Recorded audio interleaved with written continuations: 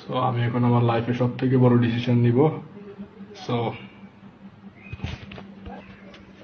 এই যে কোরআন, সো দেখা যাক।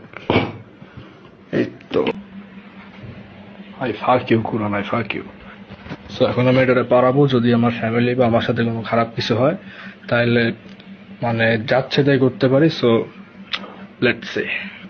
সো এটা নিয়ে খুব মানুষের বাহাদুরি। সো এটা একটা আনবক্সিং করি, দাঁড়ান। মানে যে অন্যায়ের যে বাক্স। আচ্ছা, সো ওকে, সো এটা ফালাইলাম আমি। ওকে,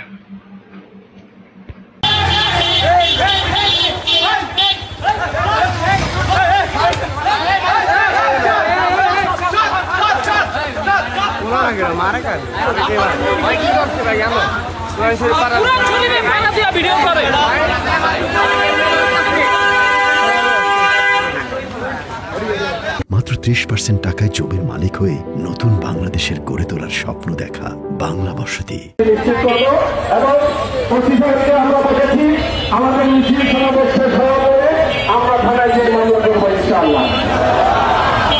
আজকে ইসকন নামক জঙ্গি সংগঠনের সাথে আঘাত করে তাদের দালালি করে কোরআনকে পদদলিত করছে।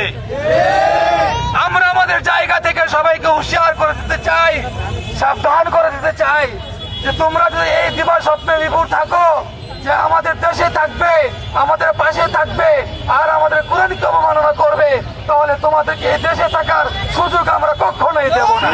আমরা রেহেলে পা লাগলে সালাম করি, কিন্তু হাজার টাকা লক্ষ টাকার খাটকে আমরা সালাম করি না। সেই কোরআনকে অবমাননা করা হয়েছে, আমাদের হৃদয়ের মধ্যে রক্ত হয়ে হচ্ছে। আমরা এটা মেনে নিতে পারি না, পারবো না। কোরআন আমরা বুকে ধারণ করি, আমরা আমাদের সিনায় ধারণ করি, কথা ঠিক না বেশি? যেই কোরআন মাটিতে পড়ে গেলে আমরা তুলে চুমো খাই, সেই কোরআনের উপরে পা রাখা এটা আমরা মানতে পারি না। আপনারা কি বলেন, পারেন?